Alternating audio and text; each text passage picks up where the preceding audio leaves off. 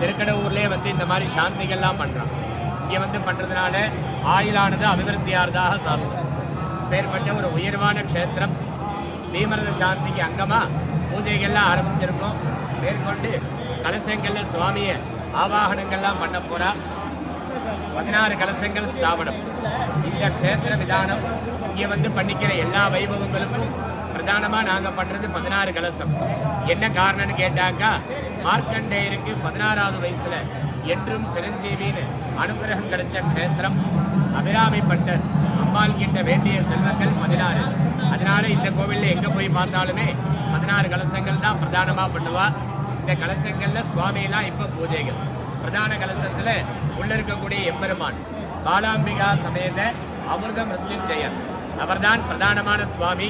நாம் செய்யக்கூடிய வைபவங்களுக்கு எல்லாமே 1 வயசு பூர்த்தியில் பண்ணுற அப்தபூர்த்தி ஆயுஷ்ய ஹோமம், 55 ஆரம்பத்தில் பீம சாந்தி, 60 ஆரம்பத்தில் உக்ர ரத சாந்தி, 61 ஆரம்பத்தில் சட்யப்த பூர்த்தி, 70 பீமரத சாந்தி, 75 விஜய ரத சாந்தி, 80 வருஷம் 8 மாதம் முடிஞ்சோடனே பண்ணுறது சதாபிஷேகம், சஹசிர சந்திர தரிசனம், 1000 பெரிய கண்டால் சதாபிஷேகம், 90 கனகாபிஷேகம், 100 பூர்ணாபிஷேகம், 120 மகுடாபிஷேகம், ஜென்ம நட்சத்திரத்தில் பண்ணிக்கக்கூடிய ஆயுஷ்ய ஹோமம்.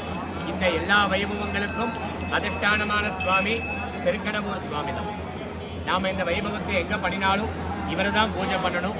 அவருடைய சன்னிதானத்திலே பண்ணிட்டாக்கா க்ஷேத்திர விசேஷம், பலன்கள் ஜாஸ்தி. மார்க்கண்டேயருக்காக யம சம்ஹாரம், பூமாதேவிக்காக மீண்டும் யமனுக்கு அனுகிரகம். நிகிரகம் அனுகிரகம், ஜீவனை கொண்டு போகக்கூடிய யமனை சம்ஹாரம் பண்ணினதுனால சுவாமி இங்கே ஆயுஷ் காரகர். சுவாமியினுடைய நாமதேயம் மிருத்யுஞ்சயர். மிருத்யுனா யமன், யமனையே ஜெயம் கொண்டதனால் மிருத்யுஞ்சயர். தமிழில் கால சம்ஹாரமூர்த்தி, காலனை வென்றதால். அந்த மிருத்யுஞ்சய சுவாமிக்கு தான் பூஜைகள்லாம் பண்ணிட்டு இருக்கா. அவருடைய அம்பாள் தர்ம பத்னி பாலாம்பிகைன்னு பெயர். மார்க்கண்டன் என்ற பாலகனுக்காக சாட்சிக்கு வந்ததுனால அம்பாளுக்கு பாலாம்பிகைன்னு பெயர். அந்த அம்பாளுக்கும் ஆவாகனம் பண்ணுவா.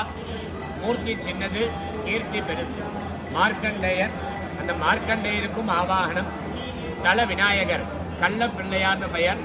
தேவர்களும் அசுரார்களும் திருப்பார்கடலில் அமிர்தம் கிடையும் பொழுது தன்னை வணங்கலேங்கிற காரணத்துக்காக கலசத்தை எடுத்து ஒளிய வச்சுட்டார் கணபதி.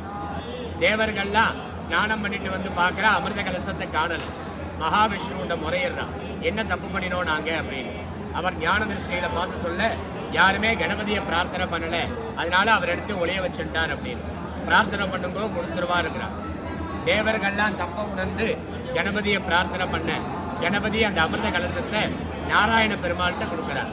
இங்கே 2வது வீதியில் இருக்கார் அமிர்த நாராயண பெருமாள். அவர்கிட்டேருந்து அமிர்தம் வாங்கி சாப்பிடலான்னு போனால் நாழிகை தவறி போனதுனால அந்த அமிர்த கடமே உறைஞ்சி லிங்கமாக போயிடுது. கடத்தில் அமிர்தம் லிங்கமானதுனால தான் எம்பெருமான் அமிர்த கடேஸ்வரர், சுயம்புவாவே உருவான சுவாமி. சக்தி இல்லாமல் சிவனை வழிபடப்படாதுங்கிறது சாஸ்திரம். சக்தி இல்லைன்னு பிரார்த்தனை பண்ணுறாங்க. அப்போ அசரேரியா ஒரு வாக்கு கேட்குறோம், மகாவிஷ்ணுடைய ஆபரணத்தை கேட்டி வச்சு பூஜை பண்ணு, அம்பாள் வருவா அப்படின்னு. மகாவிஷ்ணு தன்னுடைய ஆபரணத்தை கேட்டி வச்சு பூஜை பண்ணுறார். அதிலேருந்து தோன்றவள் தான் அபிராமி. ஆபரணவல்லின்னு அம்பாளுக்கு இன்னொரு நாமதே. சுவாமி ஏற்பட காரணம் கணபதி, அம்பாள் ஏற்பட காரணம் மகாவிஷ்ணு. சுவாமி அம்பாள் இருவரும் ஒருவரை ஒருவர் பார்த்த உன்னதமான க்ஷேத்திரம். கன்னியாகுமரி எப்படி அம்பாள் சமுத்திரத்தை பார்த்துட்டு இருக்காளோ இங்கே சமுத்திரத்தை பார்த்துருக்காள். சுவாமி மேற்கு நோக்கியவர், அம்பாள் கிழக்க பார்த்து. சுப்பிரமணியருக்கு 6 படை வீடு உண்டு, ஆனால் விநாயகருக்கும் 6 படை உண்டுன்னு ஸ்தல புராணங்கள்லாம் சொல்லுது. அதில் இந்த கள்ளப்பிள்ளையார் 3ஆம் படை.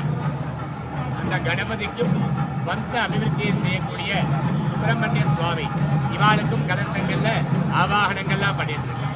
அடுத்ததாக 3 மூர்த்திகள், சிருஷ்டி ஸ்திதி சம்ஹாரம், பிரம்மா விஷ்ணு ருத்ரன் சொல்லக்கூடிய 3 மூர்த்திகள், 3 சக்திகள். இச்சாசக்தி, கிரியாசக்தி, ஞானசக்தி.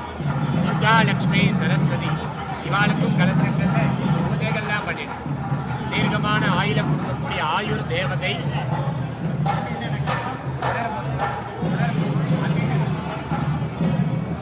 பீமரத சாந்திக்கான பீம மிருத்யுஞ்சய சுவாமி, இவாளுக்கும் கலசங்கள்ல ஆவாகனங்கள்லாம் பண்ணி. நிறைவா ஆஞ்சநேயர் சுவாமி, நமக்கெல்லாம் மனோதைரியத்தை கொடுக்கக்கூடியது. நட்சத்திரங்கள்லாம் பூஜை பண்ணிட்டு நவகிரக மண்டலங்கள் இந்த ஸ்தலத்துல நவகிரகங்களுக்கு சாநித்தியம் கிடையாது. ஏன்னு கேட்டாக்கா கிரகங்கள் ஒரு மனுஷால ஆட்சி தான் படைக்கும். இந்த கிரகத்துக்கெல்லாம் மேலான ஜீவனை கொண்டு போகக்கூடிய யமதர்மனையே சுவாமி இங்கே சமஹாரம் பண்ணினதுனால கிரகங்களுக்கு இங்கே சாநித்தியம் கிடையாது. அதனால தான் இங்கே நவகிரகங்கள் சன்னதிகள்லாம் கிடையாது. இங்கே நவகிரகம் இல்லாதனால இந்த கோவிலை பொறுத்த வரைக்கும் எந்த விதமான திதிகளோ கிடைக்கல. உதாரணத்துக்கு அமாவாசை, பௌர்ணமி, அஷ்டமி, நவமி, தீபாவளி, பொங்கல், பட்டம இந்த மாதிரி திதிகள் இந்த கோவிலில் கிடைக்கல. வருஷம் ஃபுல்லாகவே இங்கே வைபவம் நடந்துகிட்டே இருக்கு. நவகிரகம் இல்லாத க்ஷேத்திரம் நட்சத்திரம் மட்டுமே இங்கே பிரதானம். இருந்தாலும் இந்த மாதிரி சாந்தி பூஜையெல்லாம் பண்ணும் பொழுது நவகிரகத்துக்கு பிரீதி பண்ணினா நல்லதுங்கிறதுனால அவாவாளுக்கு பிடிச்ச வஸ்திரம் தானியம்லாம் வச்சு அவாவா தர்மபத்தின் சகிதமாக பூஜை பண்ணதுனால நவகிரகங்கள் நமக்கு அனுகூலங்களை தரணும்னு நவகிரகத்துக்கு பூஜை பண்ணிட்டு சுவாமிக்கு தூபதீப நைவேத்தியம் கற்பூர ஆரத்தி பண்ண போகிறோம். அப்படியே பிரார்த்தனை பண்ணிக்கலாம்.